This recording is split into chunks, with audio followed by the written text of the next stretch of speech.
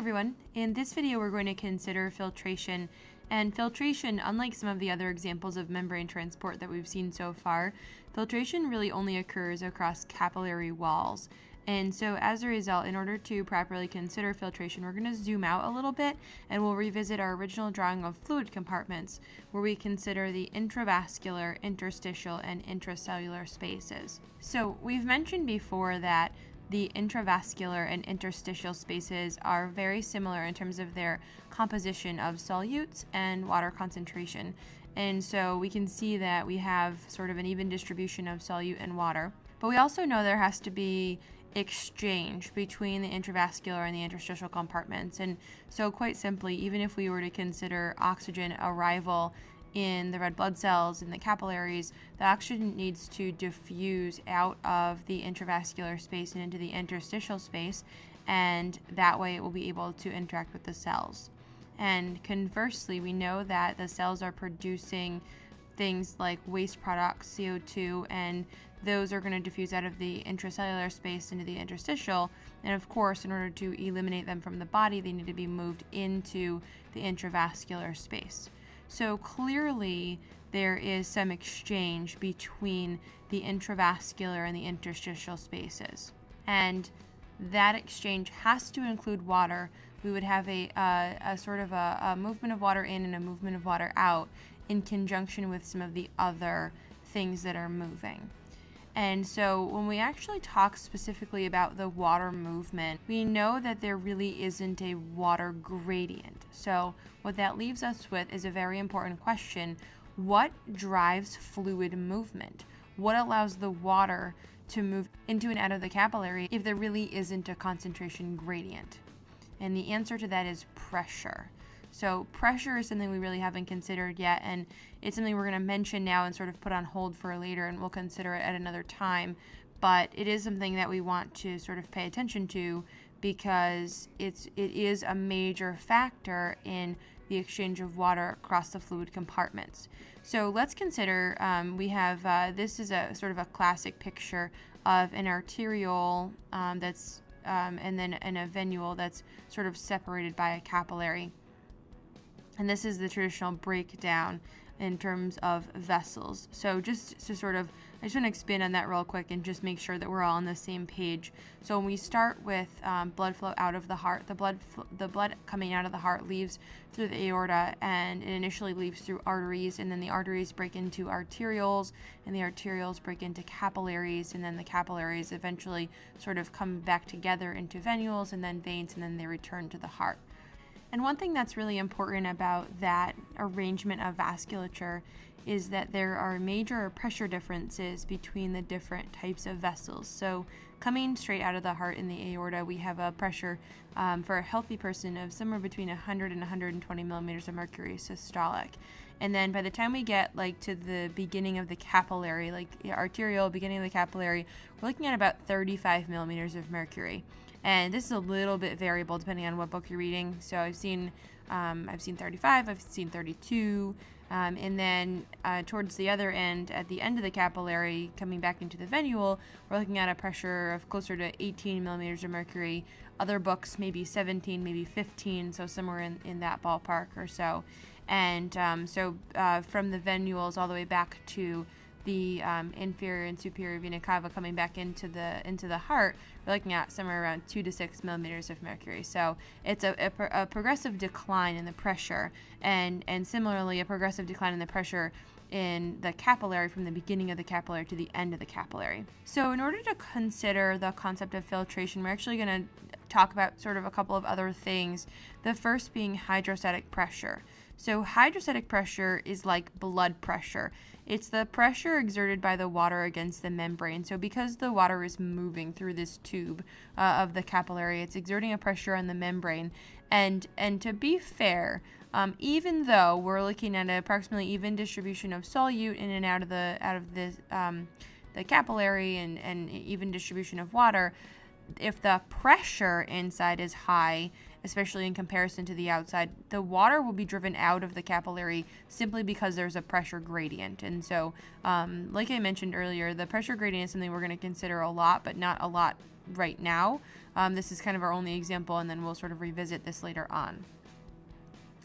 So at the beginning of the capillary, we're going to lose some of the water, and we know that we're still kind of, up towards the 35 millimeters of mercury, so it's kind of reasonable. We're kind of higher pressure. We're going to lose some of that water.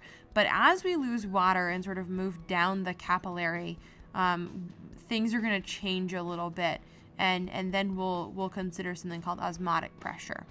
So we know that we have a decent distribution of solutes, small solutes, and those can kind of easily move right along with the water, no big deal.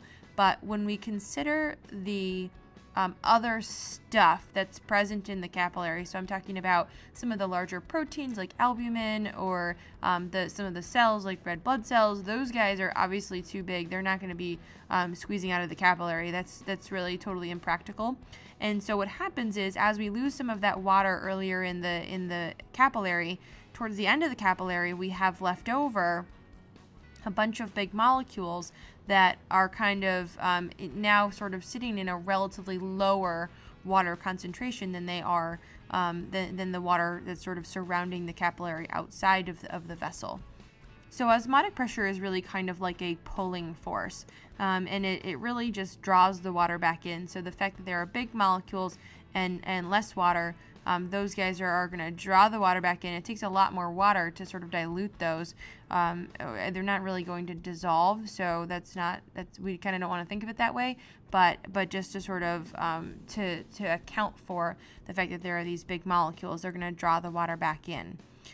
So what this means is that we have sort of an expected loss of water from the capillary and an expected gain of water from the capillary. And so we can actually sort of do the math on this, and we would just simply subtract the osmotic pressure from the hydrostatic pressure to obtain a value called the net filtration pressure.